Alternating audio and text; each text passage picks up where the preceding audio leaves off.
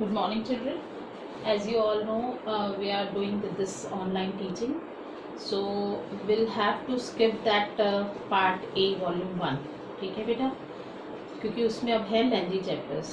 Now I'm going to start part B. This is analysis of financial statements. ये part B है बेटा. आपको if you don't have the book, I have already sent you the link.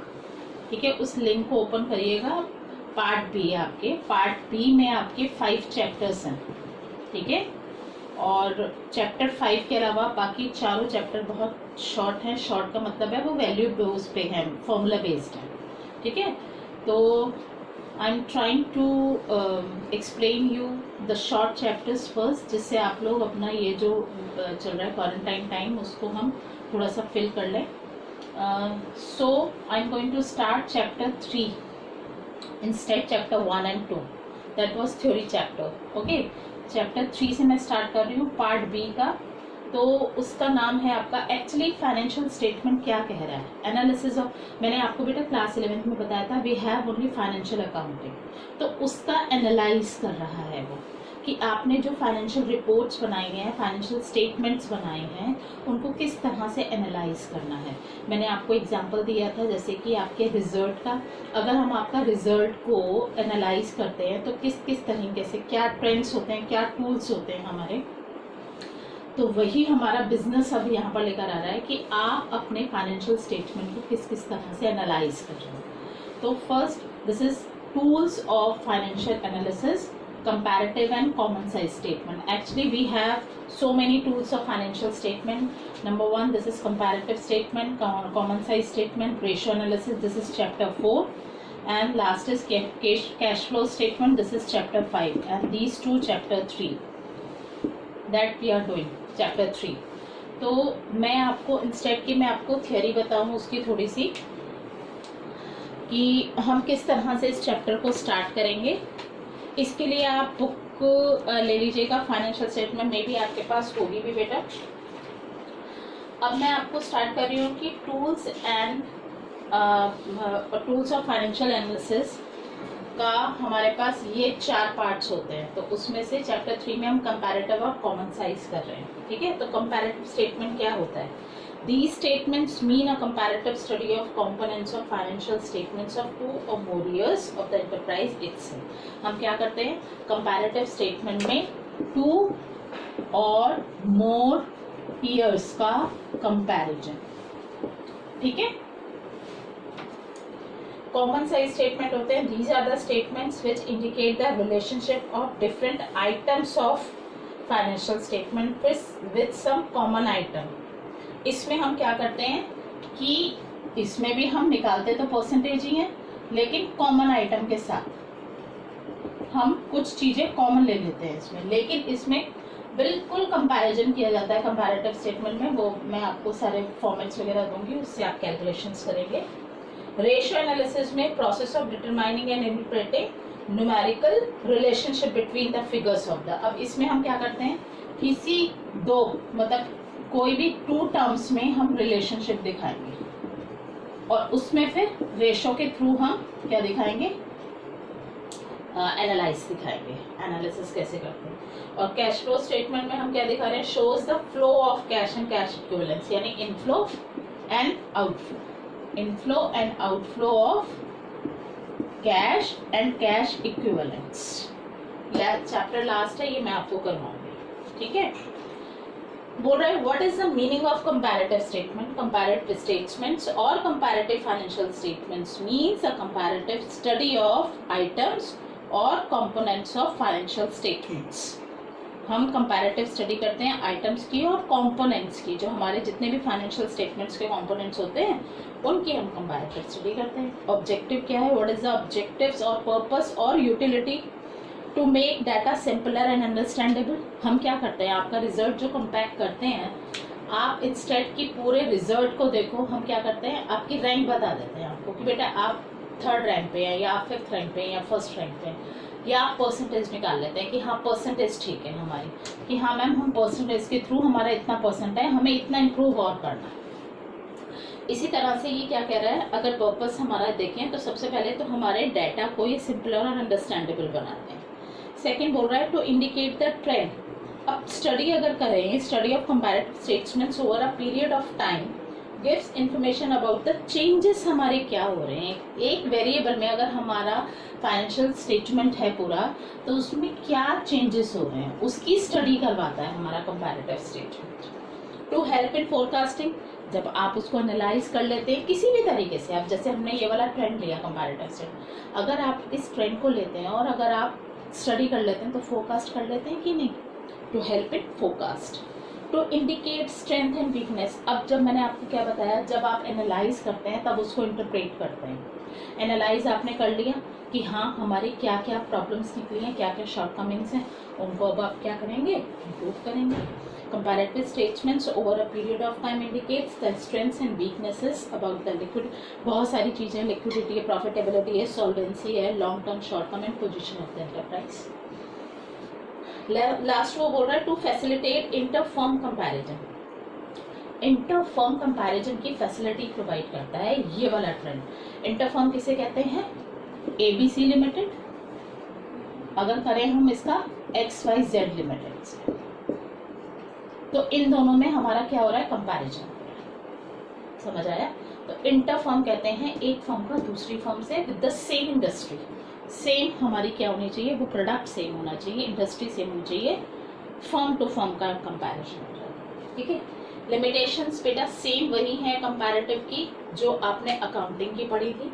Number 1, ignores price level changes, historical information, ignores qualitative aspects, personal bias, variation in accounting policies. Same आपने जो accounting में इसकी limitations पढ़ी थी वही same. अब मैंने आपको बता दिया टूल्स एंड टेक्निक्स कौन कौन सी हैं। पहला मैंने आपको बताया कंपैरेटिव, जो कि हम स्टार्ट करेंगे। ठीक है।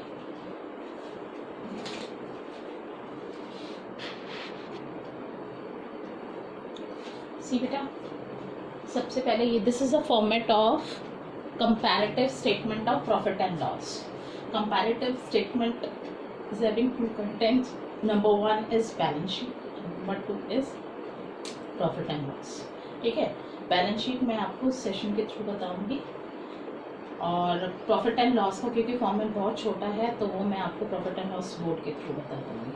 अब इसमें हमारा प्रॉफिट एंड लॉस में फॉर द ईयर एंडेड, देखो ये आपका फॉर्मेट है। देखो particulars, note number, previous year, current year, absolute change, percentage change.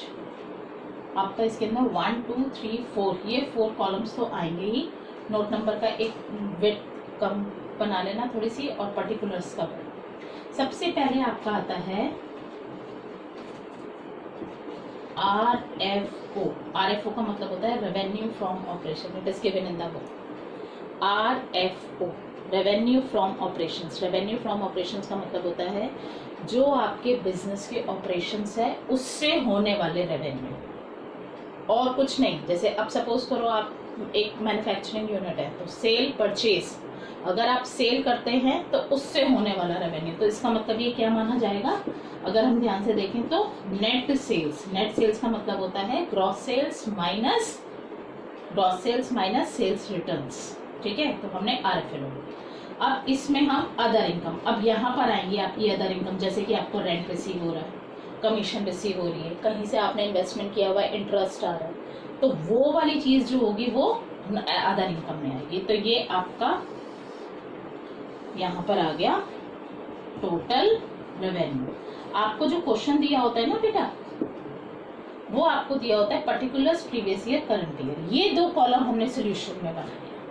ये आपका कॉलम, पहला कॉलम, सेकंड कॉलम, ये आपको दिया होगा, थर्ड और फोर्थ हमने बनाया सोल्यूशन में। तो ये दोनों जब दिया हुआ होगा तो RFO इन दोनों की लिखोगे, अदर इनकम इन दोनों की लिखोगे, और टोटल रेवेन्यू इन दोनों की। पहले मैं आपको ये समझाऊंगी, फिर मैं ये कॉलम समझाऊंगी। नेक्स्ट है एक्सपेंसेस। अब expenses, number of expenses are there, suppose it is purchases. ठीक है। और बहुत तरह के एक्सपेंसेस क्या होते हैं, सपोज करो आपके एम्प्लॉयज बेनिफिट एक्सपेंसेस है, या फाइनेंशियल कॉस्ट है, या डेप्रिसिएशन है, अमोर्टाइजेशन है, अदर एक्सपेंसेस है, cost of material consume, cost of material consume, employees benefit expenses, depreciation, amortization,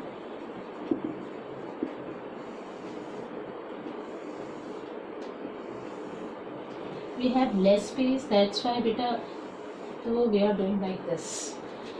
और other expenses, अदर एक्सपेंसेस, ये हमने बहुत तरह के 1 2 3 4 5 और भी होते हैं बहुत सारे एक्सपेंसेस, वो आपको क्वेश्चन में दिए हुए होंगे जिस भी टाइप के। आप इन सब को यहाँ पर प्रीवियस ईयर लिखेंगे, करंट ईयर लिखेंगे और इन सबको क्या कर देंगे, टोटल कर देंगे। तो हमारा एक कॉलम और आया टोटल एक्सपेंसेस। तो यहाँ पर आ गया आपका टोटल रेवेन्यू, यहाँ पर आ गया आपका टोटल एक्सपेंसेस। तो 1 and 2। नेक्स्ट आएगा आपका पीबीटी।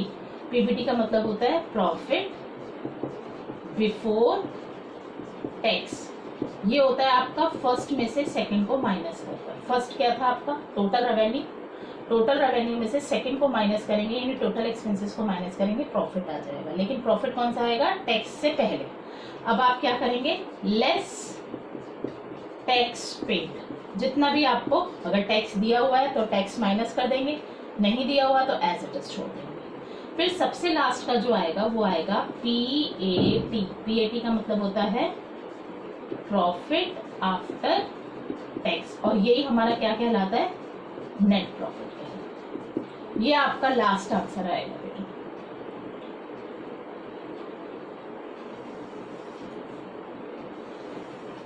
ये आपका देखिए फॉर्मेट है। सबसे पहले हमारा आरएफओ, अदर इनकम जो हुआ, टोटल रेवेन्यू ले लिया आपने, टोटल रेवेन्यू हो गया ना ये हमारा आपका revenue from operations plus other income. उसके बाद एक्सपेंसेस देखो कितने हैं, वो टोटल एक्सपेंसेस आ गए, दोनों को माइनस करेंगे, रेवेन्यू माइनस एक्सपेंसेस, पीबीटी आ जाएगा प्रॉफिट बिफोर टैक्स। उसमें से हमने टैक्स माइनस किया, उसमें आ गया हमारा प्रॉफिट आफ्टर टैक्स। ये फॉर्मेट है आपका, ठीक है। अब हम इस पे क्वेश्चन करेंगे। Now see children, here is an example. Particulars 2012-13, 2011-12. What does it mean? 11-12 means this is your previous year and 12-13 means current year. ठीक है। अब सबसे पहले हमारा देखो मैंने फॉर्मेट बनाया हुआ है इसका, ये पूरा आपको ठीक से लिखना है। Comparative statement of profit and loss for the years ended 31 मार्च 12-13, ठीक है। अब आपने सबसे पहले फॉर्मेट के अकॉर्डिंग क्या लेना था, आरएफओ। आरएफओ देखो कितना प्रीवियस ईयर का लिखो यहाँ पे 15 lakhs, करंट ईयर का 20 lakhs, ठीक है। दोनों का डिफरेंस करिए कितना आया। इसका जो एब्सोल्यूट चेंज का फॉर्मूला होता है वो होता है current year minus previous year. Absolute change कैसे निकालेंगे, current year minus previous year. यहाँ पर कितना आ गया, अगर ये बेटा सुनिए, अगर current year is lesser than previous year तो it will be negative term. अगर करंट ईयर कम होता है प्रीवियस ईयर से तो हम ये नेगेटिव लिखेंगे। नेगेटिव के लिए हम क्या करते हैं, ब्रैकेट्स लगाते हैं। और परसेंटेज कैसे निकालते हैं, फॉर्मूला क्या होता है, देखो इसका होता है absolute change upon previous year into 100। कैसे लिया है, absolute change 5 lakhs upon 15 lakhs into absolute change. देखिए कैसे निकालते हैं, absolute change is equals to, पहले निकालते हैं current year minus previous year. Percentage change कैसे निकालते हैं, absolute change upon previous year into 100। Percentage निकालना है पूरे क्वेश्चन में आपको, इसमें कोई प्रॉब्लम नहीं होगी आपको करने में।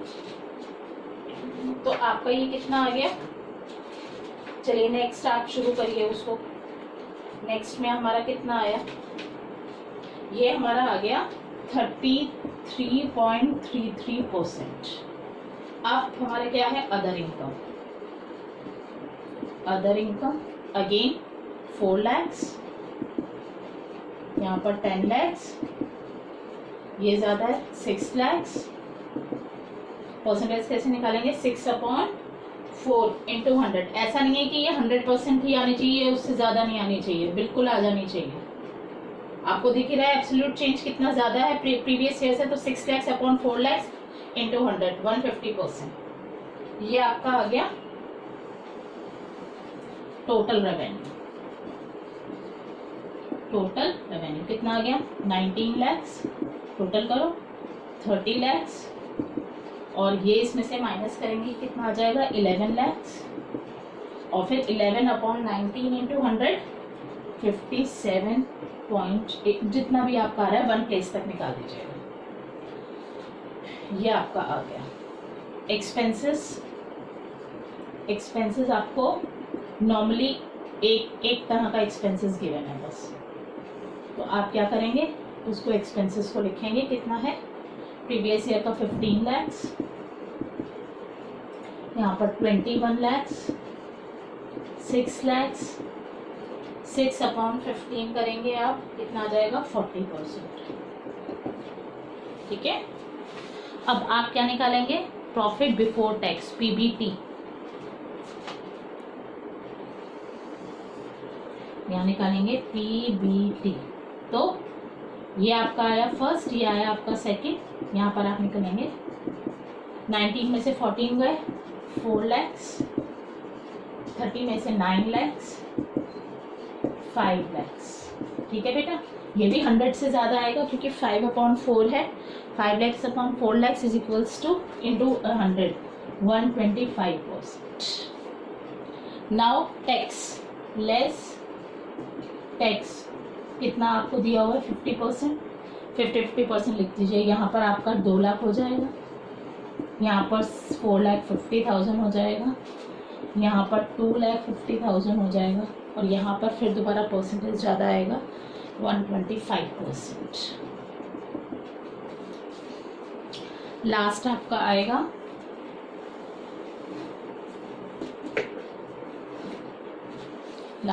आएगा PAT, इसको आप अंडरलाइन करेंगे